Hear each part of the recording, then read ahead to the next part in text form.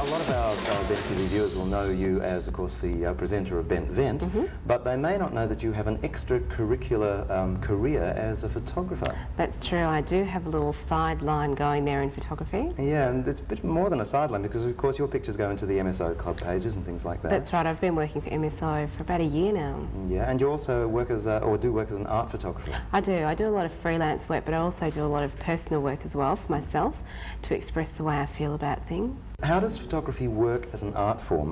What goes into creating a work of art in photography? Well, a work of art really, in any form of the sense of art, is about an expression. So with photography, it really isn't any different to that. And for me, it's about my expression. I found that photography was really good for me when I was coming out because I really wasn't comfortable coming out, but when I had the camera, it made everything a lot easier. I could express how I was feeling and explore new avenues through my lens, and at times I was able to use it as a voyeuristic tool too, which kind of helped. Now, a lot of people will look at photographic works of art and say, well, you know, anybody can do that. Now, there's a lot more to it than just pointing the camera and well, you're talking about a snapshot there, and a snapshot is really about recording a moment in time. I mean, that's what you do. Every time you press down on a shutter release button, you're freezing something there. A 30th of a second usually is what you're doing. But when you're doing a photographic piece of art, it's not about freezing a moment in time. It's really about freezing a thought or freezing an expression. And that exposure can be hours long rather than seconds long, so you can really encompass a lot into it. Have you studied formally anywhere? I have. I've been studying at a formal institution for the past 3 years part-time. What sort of qualification do you get, or can you get in photography? Well, you can, like any form of education, you can go right up and get your master's or your PhD in photography in all the different areas of photography, from fine art to photojournalism to commercial. And commercial is things like fashion, through to advertising, through to weddings. But for me, it is fine art, so you really can. The sky's the limit as far as you can go, but with photography you never stop studying. It doesn't stop when you leave the classroom. There's always something new and exciting to explore, whether it be in your preparation or whether it be in your development. Do you find that the work you do in your club, in clubbing, it informs your artwork? Well, it does, because a lot of what I see will inspire me for other work. A thought that somebody else has had will give me an idea of how I'd like to do something. A lot of the costumes we see out on the scene, for instance, really gives me a lot of ideas. The colour and movement gives me ideas as well. Yeah. What about the cost? Well, it can be very expensive. Photography, like most art forms, is very expensive, and I have many cameras and enlargers and lighting, and it all makes up a tremendous cost. And chemicals themselves are not cheap. Like, I make all my own chemicals. I don't buy pre-bottled chemicals and develop my prints that way. I actually make them from scratch. So some of the powders and things you put in, not only are they toxic, but they're very costly. But you don't do it for money, you do it for love. Like any art, you have to do it for love. Yeah. Well, let's have a look at some of the works you've brought in. Now, these ones down here, explain what's going on in those. Well, this one's called Transfusion, and I've always been quite interested in folklore and vampiric folklore. It goes back to my childhood when I was allowed to watch my first scary movie, which was a vampire.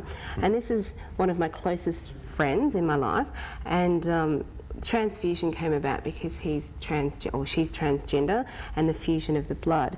So reaching out for the victim and the biting of the teeth are very synonymous with vampires, and they've sort of got that mysterious dark edge, especially this one. I mean, really, with photography, a lot's what you leave out as opposed to what you put in as well. Right. Now I've noticed you've tinted those. Are those hand tinted? They are. Right. Anything that's done to these prints, I have done it myself. Yeah. So this is painstaking painting for me because I'm certainly no painter. My stick figures are androgynous, so it does take me quite a bit of work when I do my hand painting. Yeah. Can you do that kind of tinting or colouring in the development process? Or does it Well, no, but the tones of the print you do in the development process. But when it comes to actually selective colouring, you actually have to do that by hand, or now digitally as well. But I still prefer the old-fashioned techniques of doing it by hand. Right. Let's have a look at some of the other ones you've got.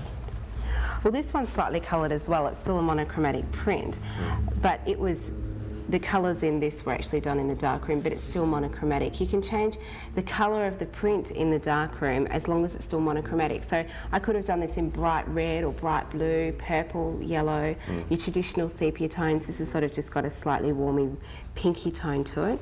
But this was really, for me, an expression about coming out, this series here, which is called Nereids, and Nereids are about sea mermaid kind of creatures, so it was really special for me to be able to do this. And I believe you're your own model. Well, I was actually. This is me and somebody that was very important in my life at the time. So we had a very pleasant but cold day on a public beach during these particular pictures. Oh yeah, and what about the other series? Okay, we've got a couple of other series here as well. This is from a series called Stolen Innocence, and it's about child abuse and about religion, because a lot of that does go on with religion, unfortunately, as we all have heard with the Catholic Church. So I chose to do a lot of the shooting for this in a cemetery and used a lot of very Christian symbolicism. For instance, with this one we have a little tiny crown of thorns on dead Dolly Crucified's head, and of course Dolly hanging from a crucifix. But it's all about looking to, for instance, this one, that was just a shadow of a cross, so it would become appropriate for the particular picture at the time. Yeah, so there's a combination of choosing what is a specific moment in time and then adding something to it, which makes the form of art. I mean, if I had just taken the shadow of the cross, it really wouldn't have been anything, or taking the teddy there by itself wouldn't have been anything either. It wouldn't have said anything, but by overshadowing a cross on it, you really have to question what's going on. And that's what it's all about when you're talking about art, is questioning what's going on in the piece.